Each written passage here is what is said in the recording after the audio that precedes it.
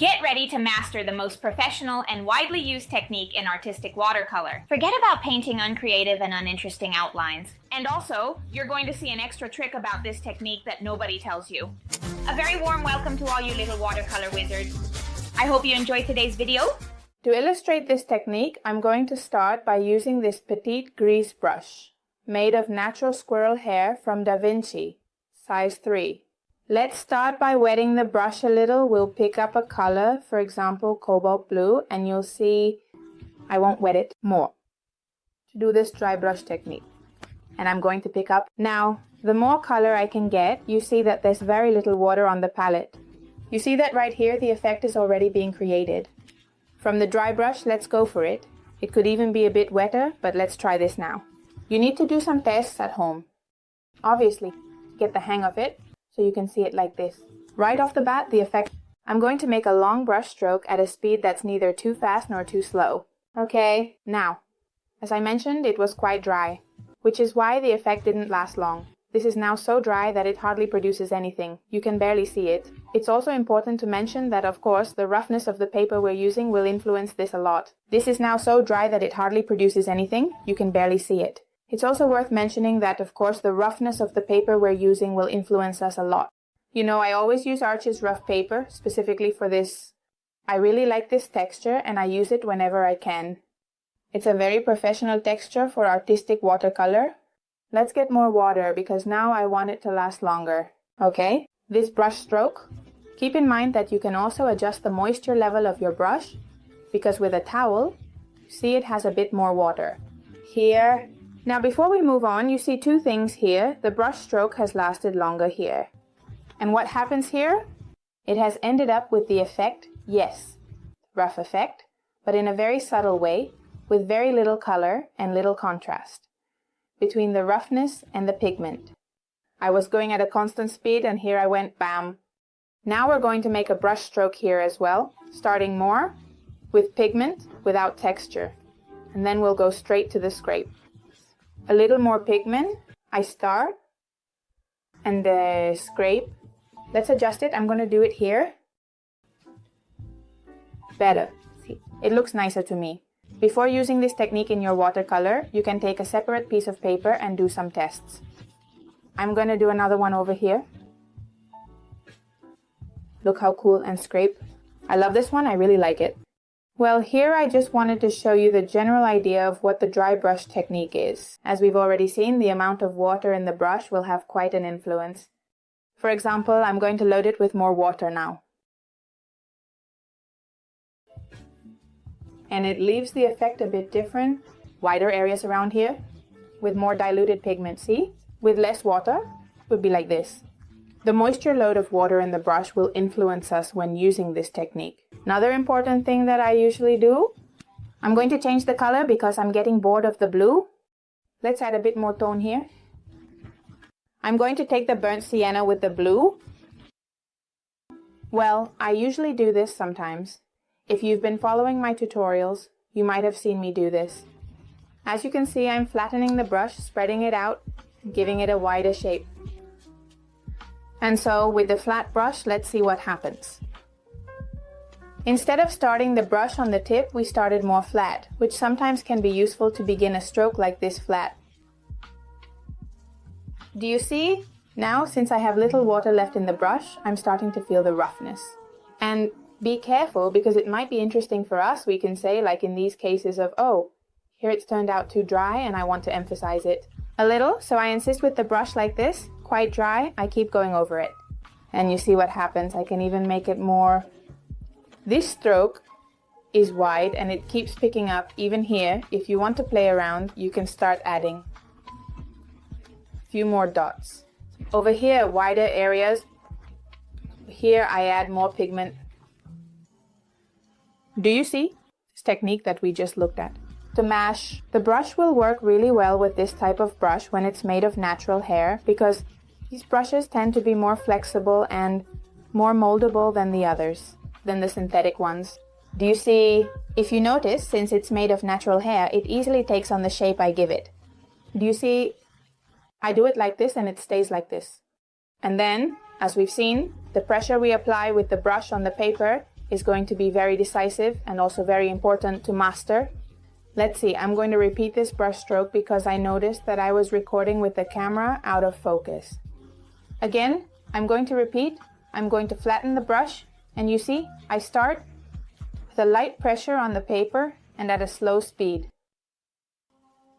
And you see that the paper absorbs more pigment for me.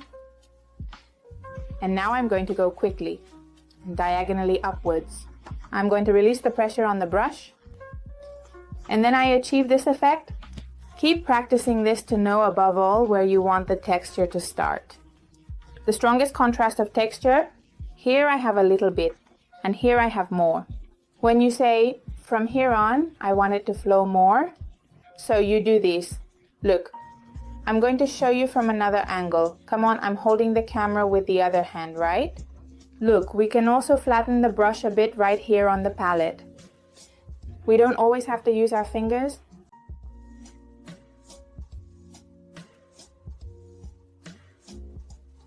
And here I want to let go, and I already have the effect. Do you see? It's a matter of practice.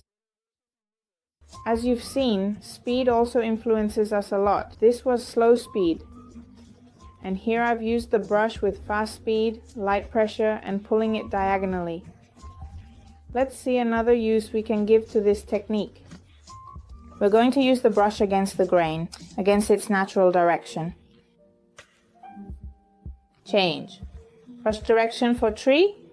Effects. Use brush to create trees. Artists mash colors for shapes. And different movements, well, we have another technique that we can use, for example, for trees and vegetation. This would be destroying the brush a little. Many artists do this, for example, when they take the color on the same palette. They squash it a little and make some vegetation. So, to have more random shapes. Quickly, you have a really cool tree here. Look how the poor brush has turned out, huh? Look, we're going to do something else now. Like here, we're going to go straight to the texture. What are we going to do if we want to go straight to the texture? So, come in with light pressure and speed. Do you see I already have the texture? I didn't start off that gently with pressure and at low speed. I've already gone to get the texture. If we go by brushing quickly like this over several parts, going from top to bottom, we end up with a nice wide area. Alright, and here's a little trick. Taking advantage of this texture, I could now grab another color, okay? And I can give it different shades by adding little touches of color on some areas of the paper that have pigment. And since it will still be a bit wet, it's going to spread out. And hey, it also creates a cool effect to give the same texture different shades. And hey, if I want more textures now, then bam. I use this here. For edges and finishes. I really like this technique. Imagine that you have a shape or something here, and you finish the edges with a broken brush stroke, which doesn't have to be a straight line, but it could be. The finish ends up being a bit rough. Now that I take advantage of it being wet, I add some shades. And now I finish up here with the edge in red, and here I make a dry line, and here another one. We already have an abstract landscape here. Well, then I should tell you that obviously with each type of brush you have, the ones you use the most, you should do the same tests. For example, here I have this round brush. Do you see the same thing? In the end, the effect would be the same. Now I go in with little pressure and speed and it gets in. I press it a bit and now it goes in thicker without the tip. I press it a bit and now it goes in thicker without the tip. You all know that I don't recommend satin paper or hot pressed paper for artistic watercolor. It's for realistic, hyper-realistic watercolors with a lot of detail. Look, I don't have satin watercolor paper, okay? But, for example, this is a pretty thick drawing paper, and it's quite smooth. It's smaller, it would look something like fine grain, while the coarse grain looks better. So, whatever brushes you have, whatever paper you have, experiment with your materials. and this will be the way for you to master it a bit and dare to apply it in your watercolors. So you can see I'm going to try now with this brush. It's also from the Da Vinci brand, but unlike the other one, it's made of synthetic hair. It's a very good brush that mimics natural hair, but it's not. I'm going to try first with slow pressure and speed coming out. There's almost no difference with one made of natural hair. Now, quickly. This one goes back to its shape more, but it's also very flexible. Do you see? It doesn't go back completely. And I can flatten it the same way. I apply more pressure because I have the water and pigment now, so that it stands out more.